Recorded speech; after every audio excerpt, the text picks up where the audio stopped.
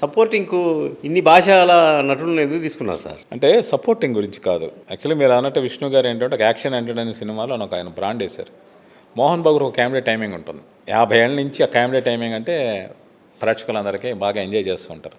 D కావచ్చు, ఆడో రకం ఈడో రకం కావచ్చు, దేనికైనా రెడీ కావచ్చు, దూసుకెళ్తా కావచ్చు, జిన్నా కావచ్చు, వీటన్నిటిలో ఆయన ఎంటర్టైన్మెంట్ విరగదీసాడు. పాండవులు 9 ఇవన్నీ కూడా. బట్ ఈ సినిమాలో ఏంటి అంటే ఆయన తన సపోర్టింగ్ కోసం కాదు, కథలో కొన్ని ఘట్టాలు చెప్పలేడు. ఇప్పుడు శివుడు లేకుండా కన్నప్ప లేడు. సో శివుడు ఖచ్చితంగా ఉండాలి. శివపార్వతులు లేకుండా కన్నప్ప కథ లేదు. సో అది అక్షయ్ కుమార్ గారు, కాజల్ గారు వాళ్ళు చేశారు.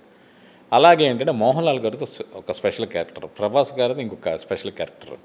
వీళ్ళిద్దరూ మార్కెట్ కోసమో పాన్ ఇండియా కోసమో కాదు. అంటే కొన్ని ఘట్టాలు ఒక ఆర్టిస్ట్ చెబితే వచ్చే ఇంప్రెషన్ వేరు. ఇప్పుడు ప్రభాస్ గారివి కొన్ని డైలాగ్స్ ఉంటాయి, లేక సీన్స్లో ఉంటాయి.